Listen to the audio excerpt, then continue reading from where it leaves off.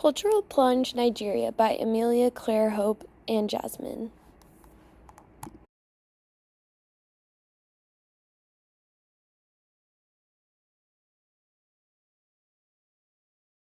Introduction. Nigeria is a country with a beautiful culture, which has been inherited and altered from other countries' cultures. It focuses heavily on fun, family, food, arts, historical pride, and sports, like wrestling and soccer. Nigeria is a mixing pot of hundreds of cultures that are united under one identity, that they are all Nigerian. Section 1. Background. Significance. According to the Nigerian Ministry of Foreign Affairs, Nigeria is home to over 50 languages and 250 dialects and ethnic groups. Thus, the country is a wonderfully diverse mix of multiple cultures.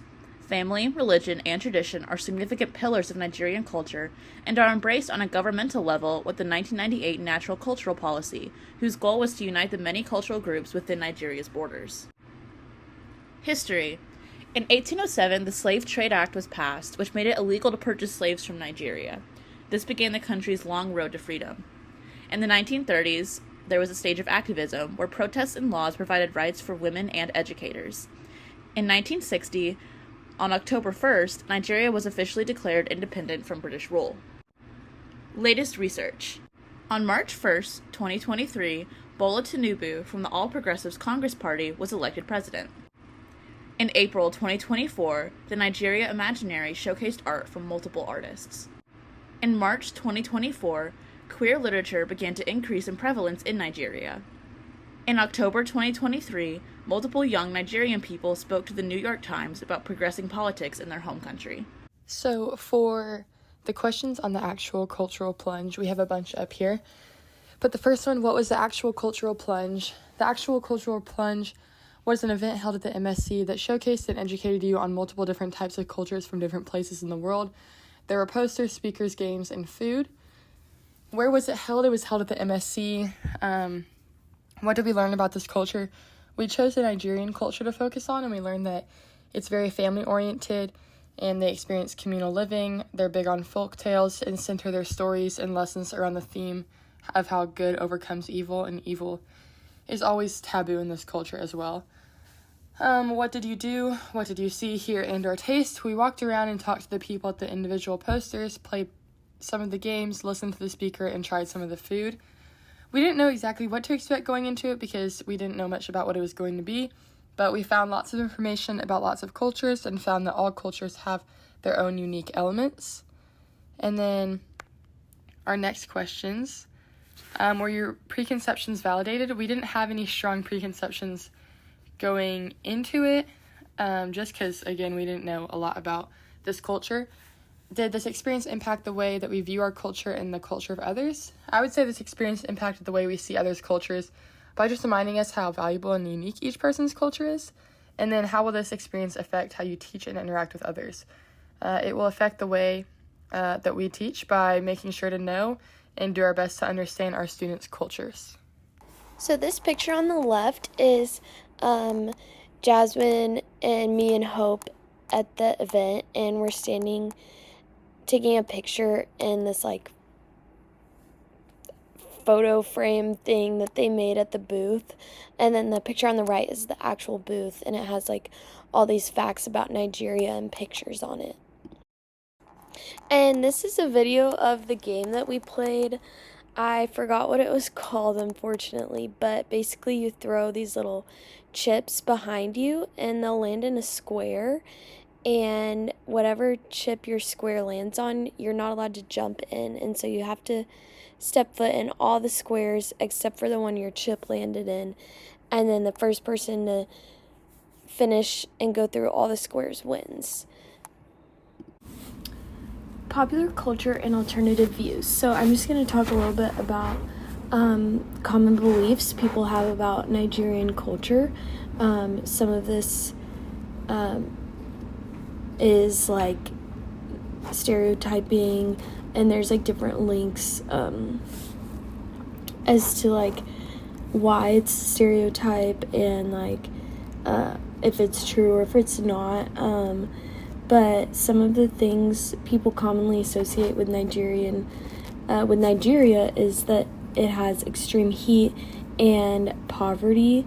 Also, a lot of people believe that it is dangerous for travels because of like violence and terrorist attacks and things. And this first link kind of talks about some of those ideas and why they are mythical.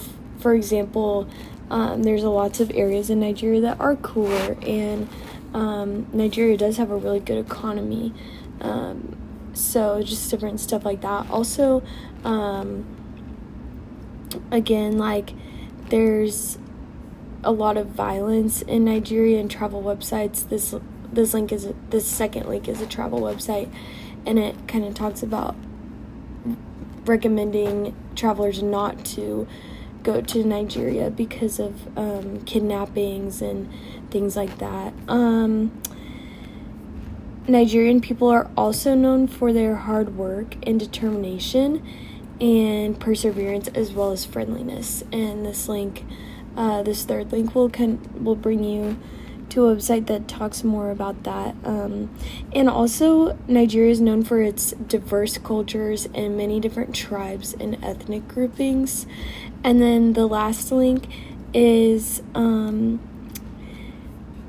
of talks about how Nigerians are some of the most optimistic and happiest people on the planet.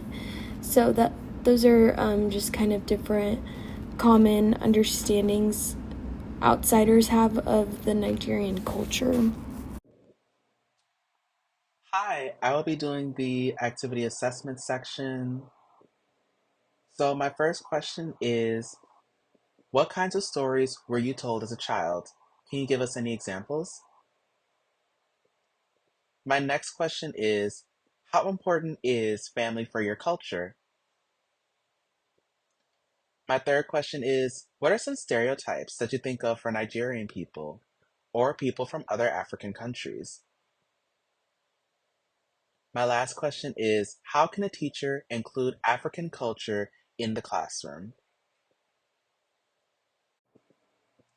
Now I'll be doing the reading and making connections section. The first reading I chose was Diversity Consciousness Chapter 1.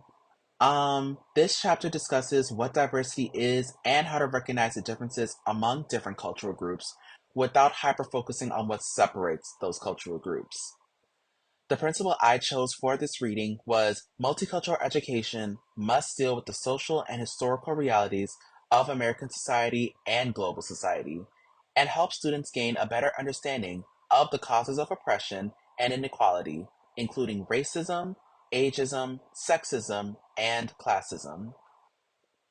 The next reading I chose was Diversity Consciousness Chapter 5. This chapter focuses on how nonverbal communication affects the classroom environment and how it can make students feel included and excluded in the classroom.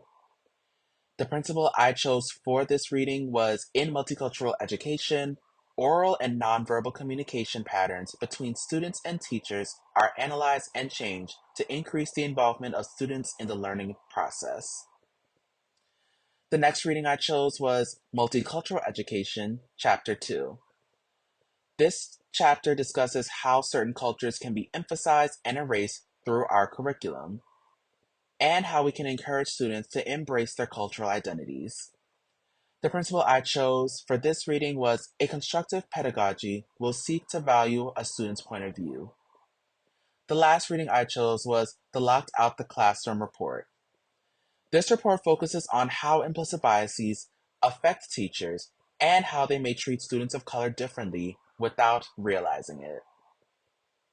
So for teaching strategies of how we could use this to help us teach better in the future, I said strategy number 1 could be that this lesson could be used in a lesson to have each kid bring an item, food, or anything they feel represents their culture and give each student a chance to share about their culture, because in turn that would just help students get to share about their background and where they come from while also educating the other students on other cultures. And then strategy number 2 would kind of be going off of strategy number 1, but as a teacher, you could teach through the cultures presented while making sure to emphasize the importance of understanding each other's cultures. Now I'm going to read our group reflection. So, going into the cultural event, we had no idea what to expect. There were lots of different cultures all over the world being represented at the event that we went to, and there were food and games and music. But while we were there, we listened to a guest speaker from Nigeria, and she talked a lot about her culture and told us one of the folk tales that she grew up hearing, which was really, really cool. And immediately we were all engaged and drawn into her story, and that's when we chose Nigeria as our culture, as our cultural plunge. And we thoroughly enjoyed getting to experience what Nigerian storytelling is like. And we also had a ton of fun playing the Nigerian game at the booth. Overall, we were so glad that we got to experience this cultural plunge, and it has made us excited to not just learn more about other cultures, but to experience other cultures. We realized that learning about culture is way different than experiencing culture, and I really feel like we all got to experience some of Nigerian culture during our cultural plunge, which was awesome.